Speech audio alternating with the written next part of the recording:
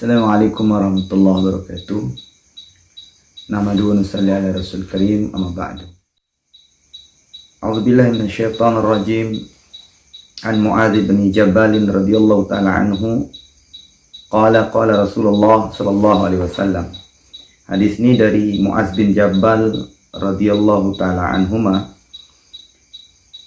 bahwasanya baginda Nabi sallallahu alaihi wasallam beliau bersabda, yaqulullahu ta'ala, Allah subhanahu wa ta'ala berfirman, ya bena Adam,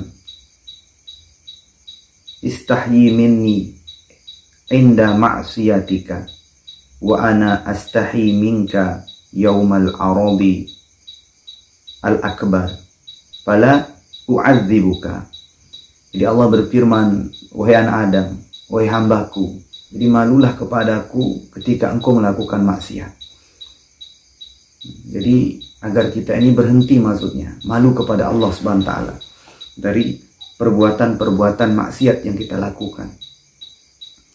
Maka wa ana astahi minka, maka aku akan malu pula kepada engkau pada hari pada hari kiamat, di mana amal perbuatanmu akan engkau pertanggungjawabkan, akan dihisab, dan aku tidak akan mengazab engkau. Aku malu mengazab engkau kalau engkau malu berbuat maksiat, sehingga kita tidak berbuat maksiat itu maksudnya. Jadi kita takut atau malu melakukan maksiat, maka Allah Subhanahu wa ta'ala pun akan malu untuk menyiksa kita pada hari kiamat. Ya bena Adam, tub ilayya akramuka karamatal anbiya.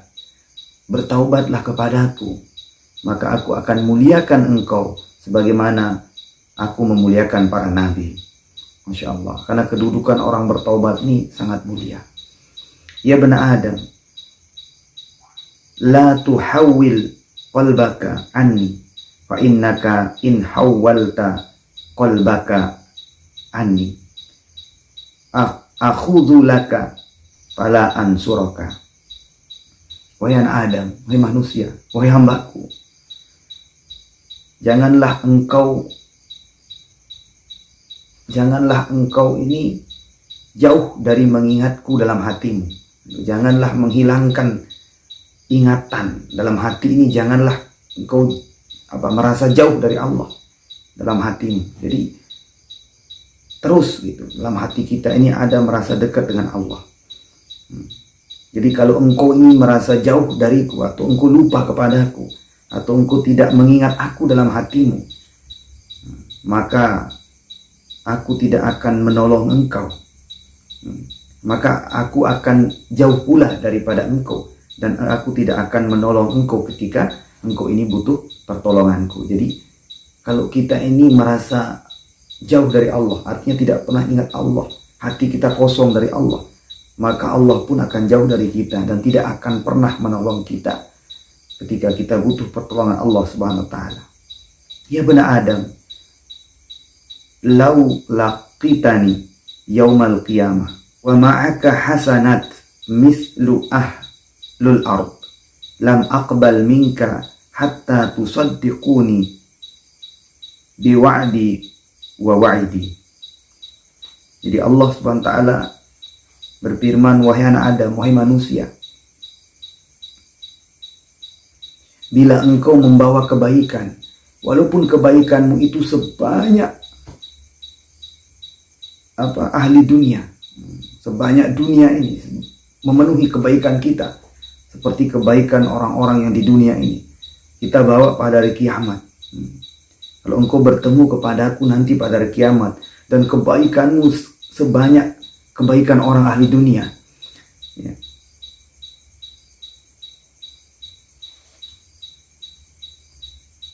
maka aku tidak akan terima, lam aqbal minka, aku tidak akan terima amalmu itu, sebanyak apapun amalmu, kalau engkau ini tidak membenarkan tentang janji tentang pahala ataupun siksaan Allah Subhanahu wa ta'ala.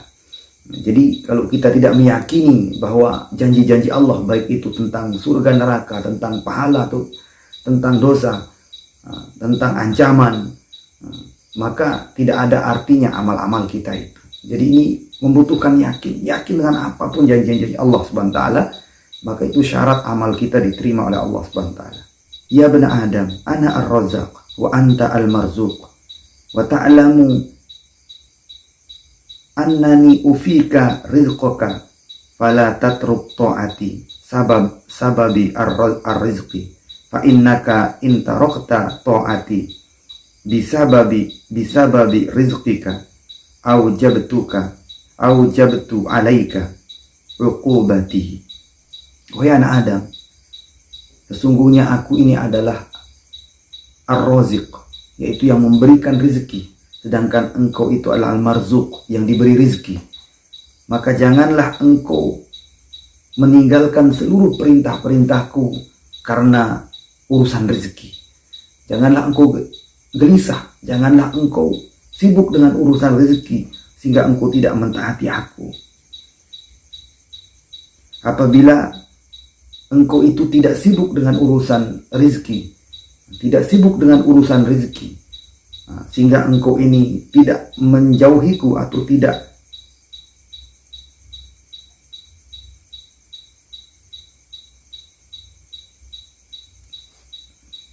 fa'innaka intarokta ta'ati. Jadi kalau engkau ini meninggalkan ketaatan, tidak mau taat kepadaku disebabkan karena urusan rezeki, karena sibuk dengan urusan rezeki, sibuk dengan pekerjaan, maka aku akan mengazabmu. Jadi Allah akan mengazab seseorang yang dia tidak taat kepada Allah gara-gara urusan rezeki. Maka Allah peringatkan, janganlah kamu itu sibuk atau tidak taat kepada Allah karena urusan rezeki. Ya bani Adam, fazli hadhil khisal al-khams walakal jannah al-khabar bitamamihi. Wahai anak Adam, jagalah 5 nasihatku ini, jagalah 5 perkara ini. Maka kalau engkau menjaga, engkau amalkan, engkau teguh berpegang dengan 5 nasihat ini, maka aku berjanji akan memberikan surga kepadamu atau mewajibkan surga kepadamu. Nah, ini firman Allah Subhanahu wa taala tentang rizki. Jangan kita gelisah dengan urusan rizki, jangan kita meninggalkan ketaatan ya, karena alasan sibuk dengan urusan rizki.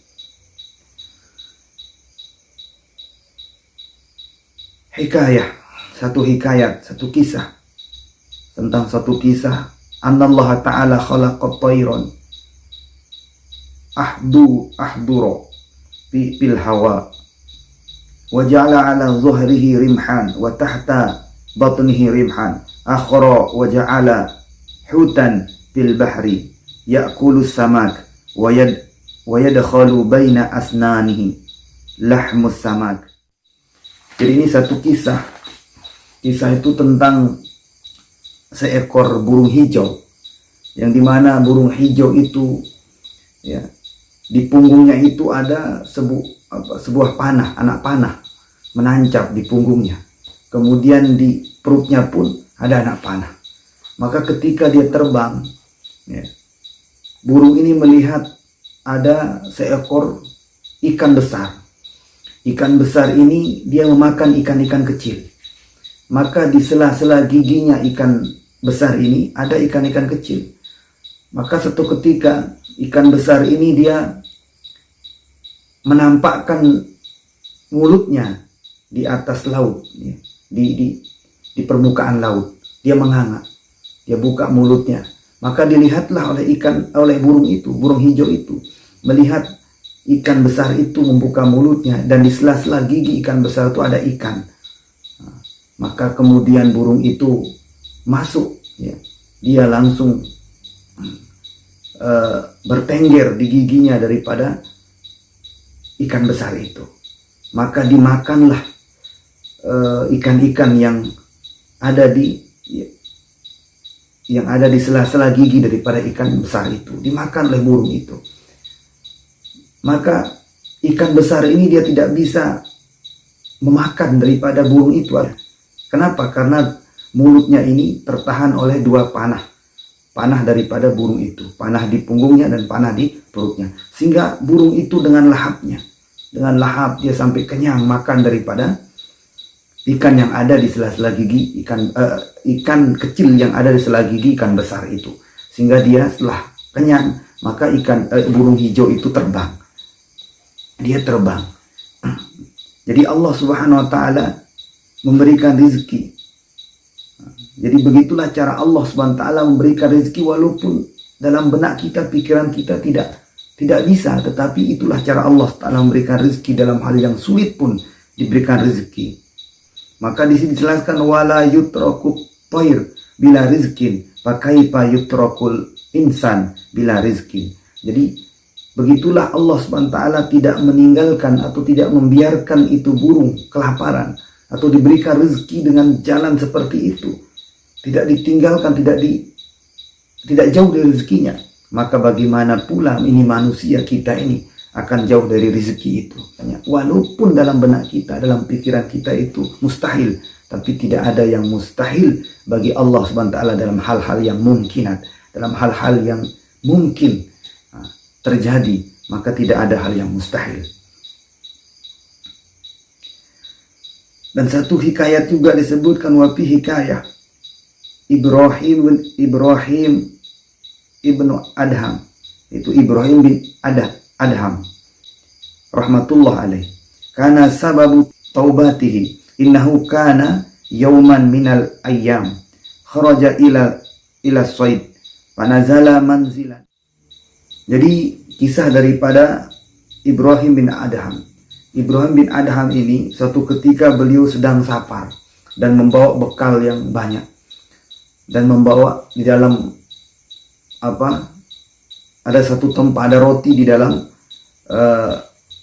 beliau bawa bekal, yaitu roti. Roti itu berada di dalam tempat yang beliau gunakan untuk membawa bekal itu. Maka ketika beliau beristirahat di suatu tempat, maka ketika beliau membuka daripada tempat roti itu, ternyata datanglah burung. Burung ini menyambar daripada roti itu, lalu roti itu dibawa terbang. Maka Ibrahim bin Adham ini menggunakan daripada kudanya ini untuk mengejar daripada burung itu. Dikejar-kejar, ternyata Ibrahim bin Adham ini kehilangan jejak, tidak tahu kemana arah burung itu. Maka terus dicari, maka dilihatlah dari kejauhan ternyata ada sebuah bukit. Maka di sebuah bukit itu didatangi oleh Ibrahim bin Adham. Ternyata di sana, di bawah bukit itu ada seseorang yang sedang terikat. Kemudian Ibrahim bin Adham bertanya, Adham ini bertanya, engkau ini siapa? Kenapa engkau berada di sini? Maka kemudian orang ini berkata bahwa saya ini sebenarnya adalah seorang pedagang. Ya. Saya ini adalah pedagang, tapi di tengah jalan saya ini dirampok, barang-barang dagangan saya semua diambil. Kemudian saya ini diikat di sini, dan saya dibiarkan di sini selama 7 hari. Selama 7 hari. Saya dibiarkan di sini selama 7 hari. Tetapi dengan izin Allah SWT memberikan saya rezeki, saya bisa makan dengan cara seekor burung gagak datang tiap hari itu membawa roti. Dia menaruh daripada di depannya, menaruh roti di depannya, lalu gagak itu menyuapi saya. Itu kata orang itu. Wataba Ibrahim bin Adham wa raja'a ila Allah Ta'ala wa naza'a thiyabahul fakhirah. Jadi kemudian sebab itulah Ibrahim bin Adham ini bertaubat kepada Allah. Beliau membuka daripada baju kebesarannya, karena beliau orang kaya. Dulunya beliau orang kaya, orang yang selalu memakai pakaian yang mewah. Maka kemewahan-kemewahan beliau jauhkan diri dari kemewahan itu. Lalu beliau bersafar berjalan ke Mekah, dan beliau tidak membawa bekal sedikit pun. Beliau menggunakan pakaian pakaian sufan atau soufan, pakaian bulu, ya, kayak karung goni itu dia pakai. Kemudian beliau berjalan, tidak membawa bekal sedikit pun, tawakal kepada Allah. Namun beliau diberikan rezeki di perjalanan itu sampai menuju ke Mekah, dan di sana beliau ibadah, beliau tobat. Dengan sebab itulah beliau itu mendekatkan diri kepada Allah Subhanahu wa taala. Inilah nasihatnya dalam kitab Al-Usfuriyah ini tentang bagaimana ya pentingnya kita yakin kepada Allah tentang urusan rezeki. Jadi semua itu dijamin oleh Allah Subhanahu wa taala. Orang taat, orang tidak taat, seluruh binatang, hewan-hewan, semuanya dijamin rezekinya oleh Allah Subhanahu wa taala. Maka jangan kita gelisah, jangan kita susah, dan jangan sampai kita ini menjauhkan perintah Allah dengan sebab urusan rezeki. Subhanallah bihamdihi, subhanakallahumma wa bihamdika, asyhadu an la ilaha illa anta, astaghfiruka wa atubu ilaik. Assalamualaikum warahmatullahi wabarakatuh.